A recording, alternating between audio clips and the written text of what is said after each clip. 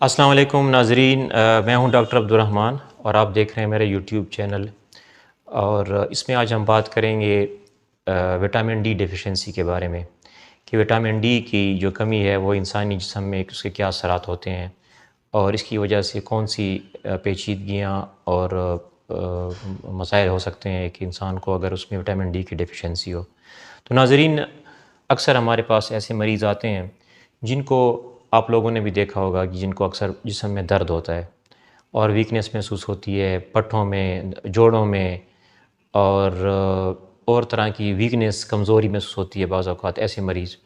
तो ये जो विटामिन डी डेफिशिएंसी है उसके अक्सर प्रॉब्लम इस तरह के होते हैं कि जिस्म में दर्द महसूस होना, वो पट्ठों में भी हो सकता है, हड्डियों में भी हो सकता है। और इसकी वजूहात जो हैं वो ये हैं कि हम जो है ना, अगर आपको धूप डायरेक्ट अगर आपको नहीं लग रही, धूप में अगर आप बाहर नहीं निकलते और आपको सन एक्सपोजर या धूप की जो शुआएँ डायरेक्टली अगर आपके जिल्द पर नहीं लगती, तो इसमें इससे अक्सर कमी हो जाती है। ख़ुराक में भी कमी हो सकती है, ऐसी चीज़ें अगर आप नहीं लेते जिसमें विटामिन डी की मिक़दार होती है, मुनासिब मिक़दार, तो उससे भी होती है। लेकिन मेन वजह जो ये हमारे यहाँ है वो ये है कि अगर आप धूप में आपको एक्सपोजर नहीं हो रहा। तो नाज़रीन, हमारे यहाँ जो ख़वातीन हैं मोस्टली, जो रिसर्च की गई है तो उसमें 90% या उससे भी ज़्यादा जो ख़वातीन हैं उसमें विटामिन डी की डेफिशिएंसी है। इस तरह मर्द हज़रात में भी काफ़ी कमी है। तो इसमें अक्सर ये बताया जाता है कि अगर आपको कम से कम हफ़्ते में 15 से 20 मिनट तक जो है आपको डायरेक्ट आपके जिस्म के 1/3 हिस्से पे डायरेक्टली धूप का लगना ज़रूरी है। तो अगर ये नहीं होता तो इससे कमी आ जाती है। और इसी तरह इसकी वजह से आपको कमज़ोरी और जिस्म में, जैसे कि मैंने कहा कि दर्द हैं पूरी बॉडी में, और जो इस तरह के जोड़ों की है या कमज़ोरी की हैं या पट्ठों की हैं, तो इस तरह की सारी जो है ये अलामात जो आपको महसूस होती हैं। तो इसकी जो नाज़रीन, आज की वीडियो बनाने का मकसद भी ये था कि इसकी आगे ही आ जाए।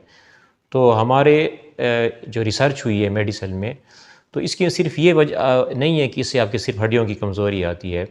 इसके साथ-साथ कुछ और मसाइल भी ऐसी हैं कि जिस रिसर्च के बाद मालूम हुआ है कि उसमें इसका रोल है। अगर आपकी विटामिन डी की डेफिशिएंसी है तो इससे डिप्रेशन, शुगर, दिल की बीमारियाँ, इवन के कैंसर और बहुत सारी ऐसी और बीमारियाँ हैं कि उनके साथ भी इसका लिंक महसूस की, और भी कई बहुत सारी बीमारियाँ ऐसी हैं कि उसका इसके साथ लिंक या उसके साथ इसका कनेक्शन है कि अगर आप में ये कमी है विटामिन डी की, तो उस बीमारियों को भी जो है ये जैसे कि मैंने बताई हैं उनमें भी उसका एक रोल है।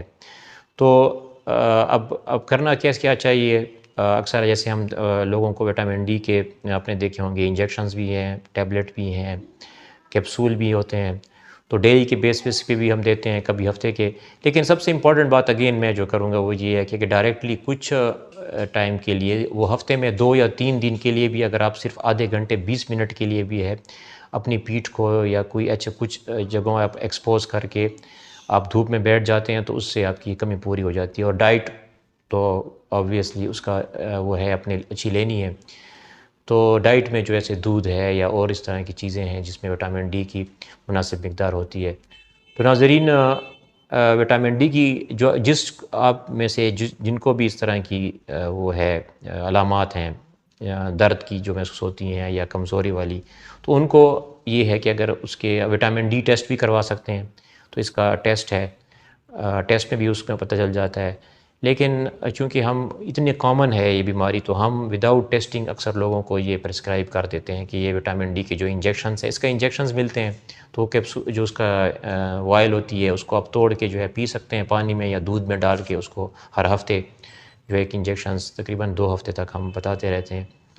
तो ये जो ऐसी बताना बहुत ज़रूरी है, और ये आस-पास जितने भी आपके लोग हों इसकी अवेयरनेस बहुत ज़रूरी है, ख़ासकर जो है फ़ीमेल्स में।